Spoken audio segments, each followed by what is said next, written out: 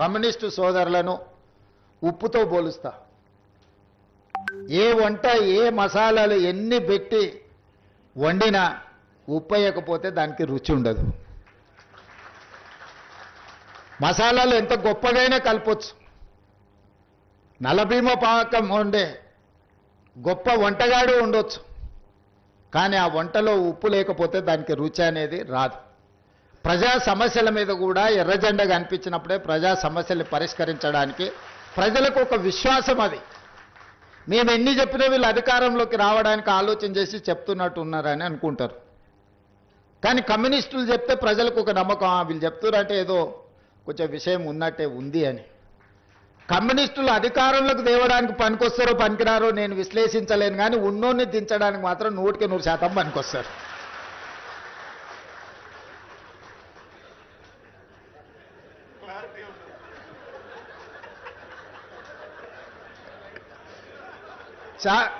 వేదిక మీద ఉన్న నాయకులకు నేను చెప్పిన విశ్లేషణ నచ్చకపోవచ్చు, కానీ నా భావాన్ని కూడా ఇక్కడైనా చెప్పకపోతే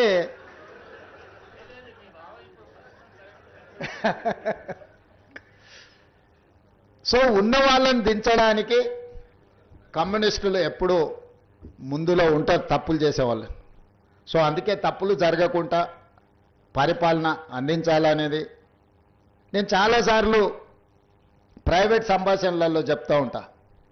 నేను నిజం చెప్పకపోయినా సరే కానీ నేను అబద్ధం చెప్పను అని. నిజం కొన్నిసార్లు కొంతమందికి ఇబ్బంది కలిగించవచ్చు, లేదా నేను చెప్పే నిజం కొంతమందికి అనవసరమైన సమాచారాన్ని ఇచ్చే అవకాశం ఉంటుంది.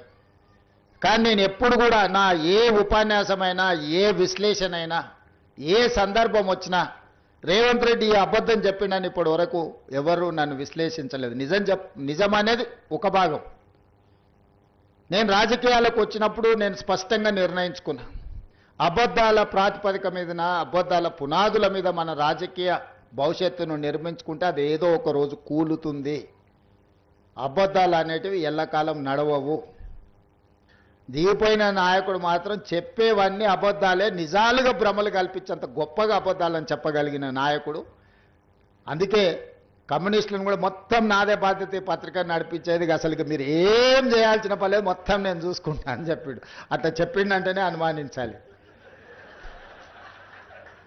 ఎందుకంటే బాగా నమ్మిస్తే మోసం చేయడం అల్కగా అవుతుంది. నమ్మకం అనేది లేకుంటే మోసం అనేదే ఉండదు. నువ్వు ఎప్పుడైతే నమ్ముతావో నమ్మకాన్ని నీడలాగానే మోసము దాని ఎంబడే ఉంటుంది. ఆ నమ్మకం కలిగించడానికి ఎక్కువ ఎవరైనా ప్రయత్నం చేస్తే 1కి 2 సార్లు మన